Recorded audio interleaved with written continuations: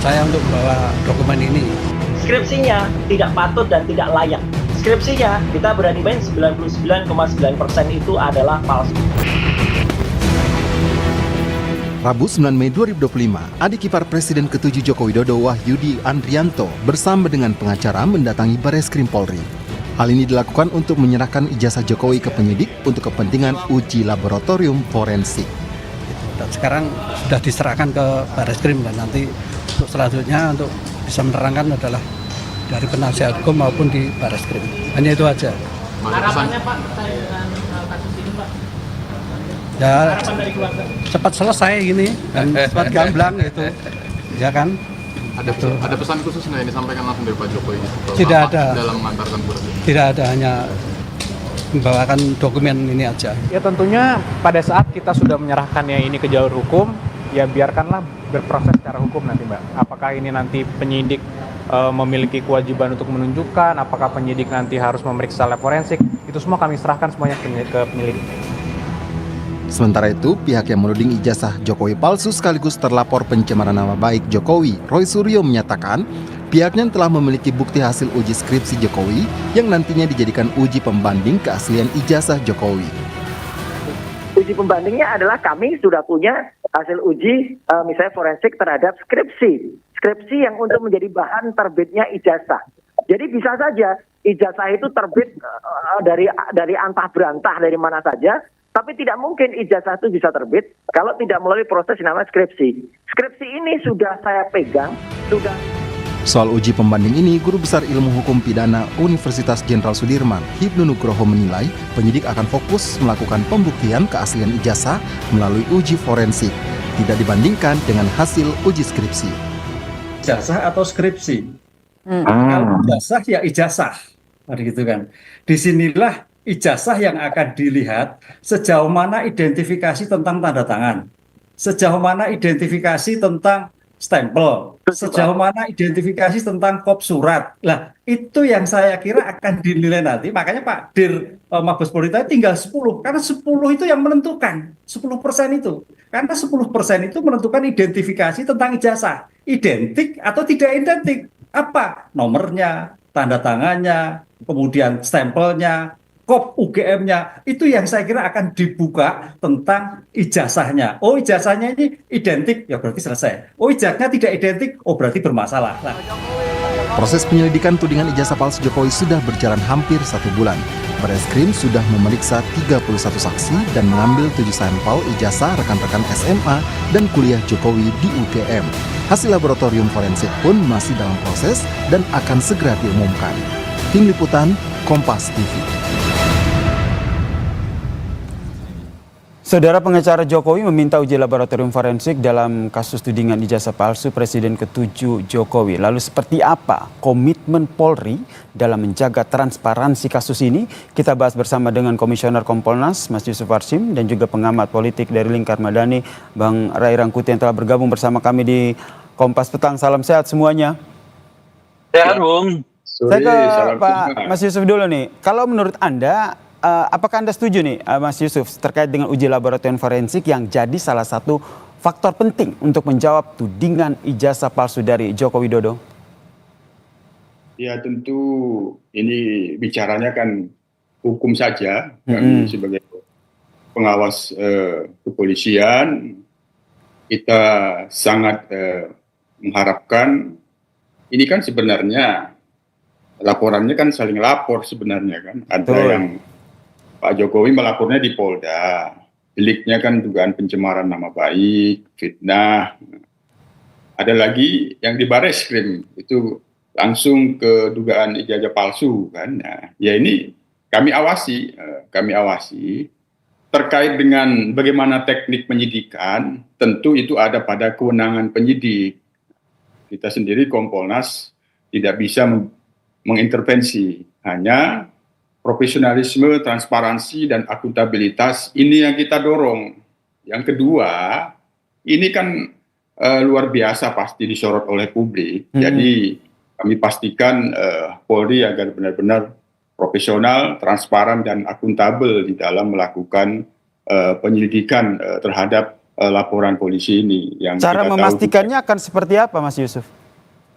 ya kita awasi, dan publik juga mengawasi, termasuk Bung Rai juga mengawasi, Bung Nasir juga mengawasi. Ini kita awasi betul profesionalismenya, sepakat. Ini ujian transparansi. Jadi transparansi ini kita pastikan benar-benar terwujud. Ya apapun hasilnya ya harus dipercaya nantinya. Hanya sekali lagi kaitannya dengan soal uji lab forensik itu teknik penyidikan, ya, kita serahkan sepenuhnya kepada penyidik. Yang penting bahwa semua yang dilaporkan itu dilakukan proses yang benar sesuai dengan SOP, dikumpulkan bukti-buktinya, apa yang dilaporkan oleh Pak Jokowi di Polda Metro Jaya. Begitu juga yang ada di Bareskrim, ya juga dikumpulkan bukti-buktinya, apakah ada peristiwa pidana atau bukan. Apabila memang hasilnya tidak ada, ya segera diberikan kepastian, ataupun nanti ada, ya segera diproses lebih lanjut. Itu yang kita dorong sebagai akuntabilitas dan transparansi,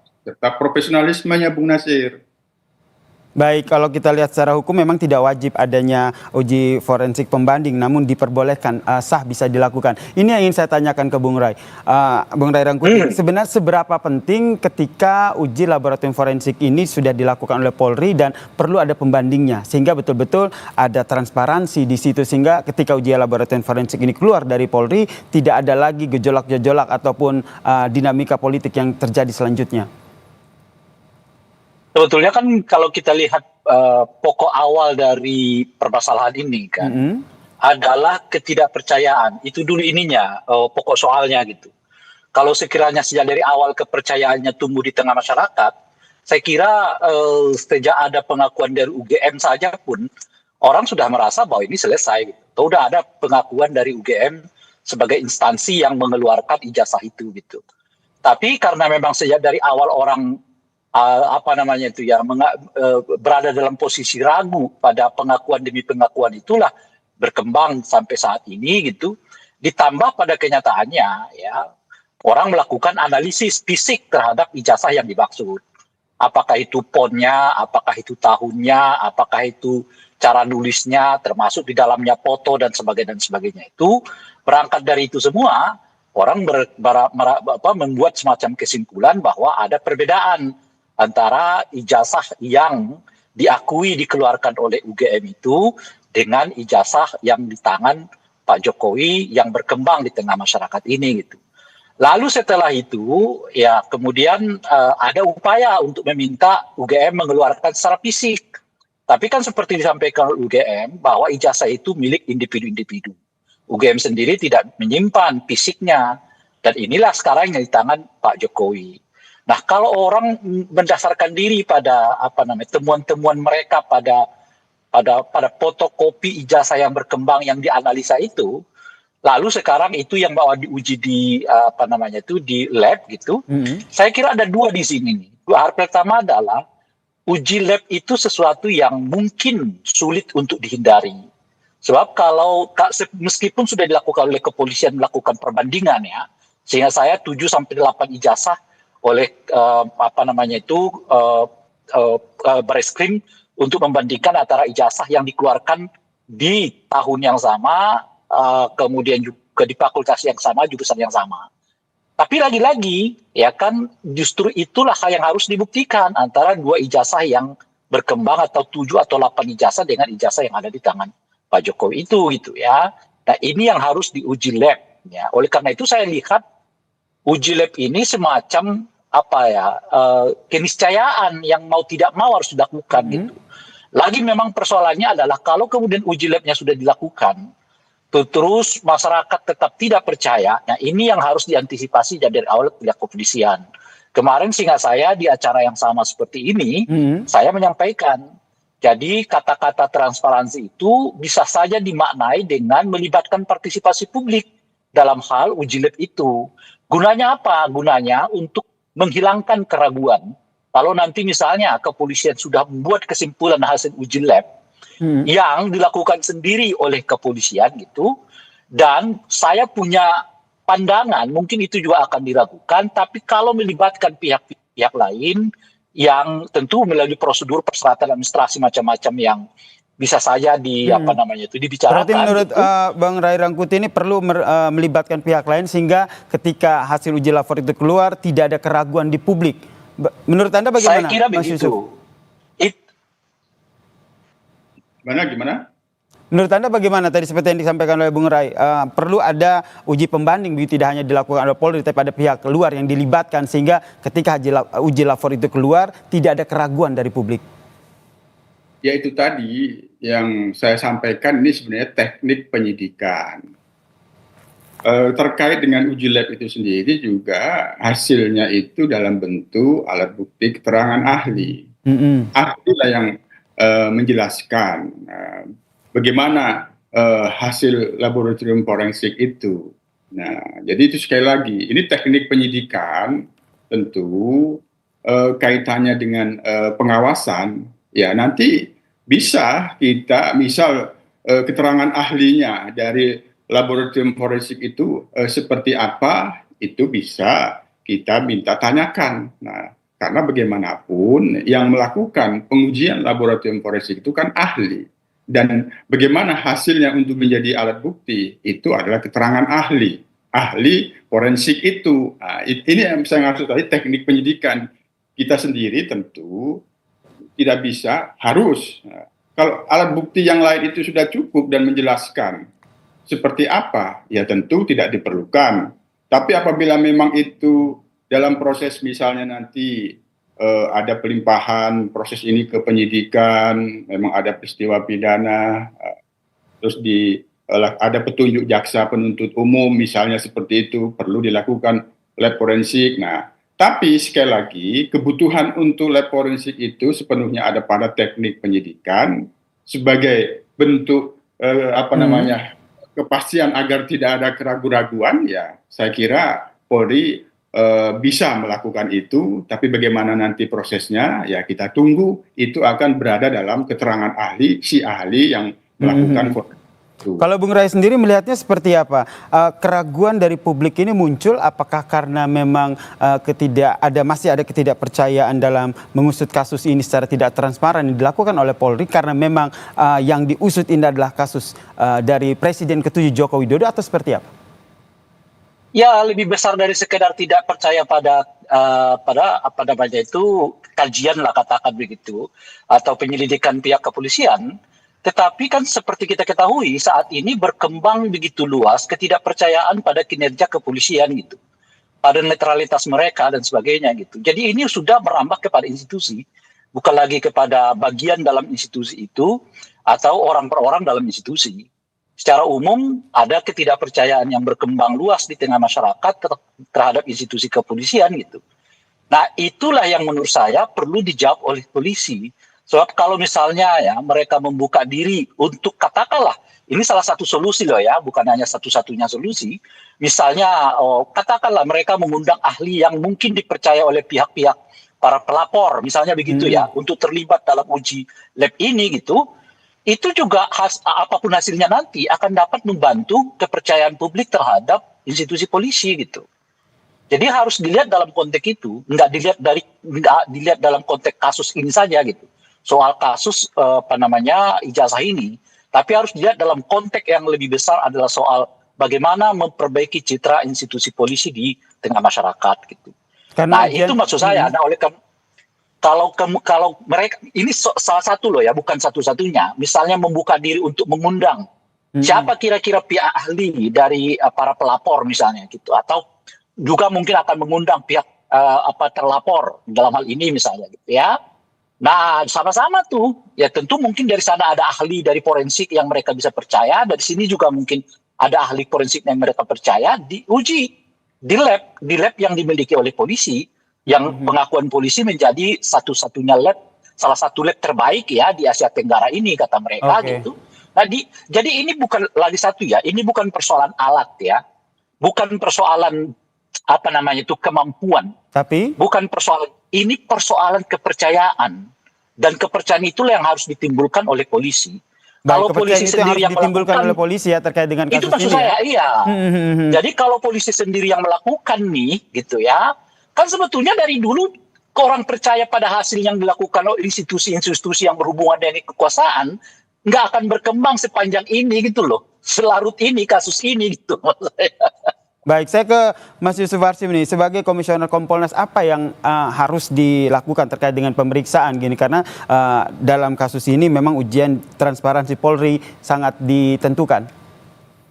Ya, untuk memastikan agar profesional, transparan, dan akuntabel, proses terhadap laporan polisi ini benar-benar dilakukan secara komprehensif. Nah, tadi apabila ada aspirasi, saran-saran, perlu ada pelibatan ahli yang bisa memberikan kepercayaan publik, yaitu sangat terbuka, itu nanti kita dorong. Tapi biar teknik penyidikan ini berada pada kewenangan penyidik, yang kita tuntut dilakukan secara komprehensif, cermat, dan betul-betul sungguh-sungguh. Kalau memang ada keraguan publik tentang keaslian atau kepalsuan, tapi untuk laporan Pak Jokowi di Polda Metro ini kan deliknya pencemaran nama baik, fitnah, maka ya tentu ketika itu nanti diproses, pembuktiannya kan ada proses itu.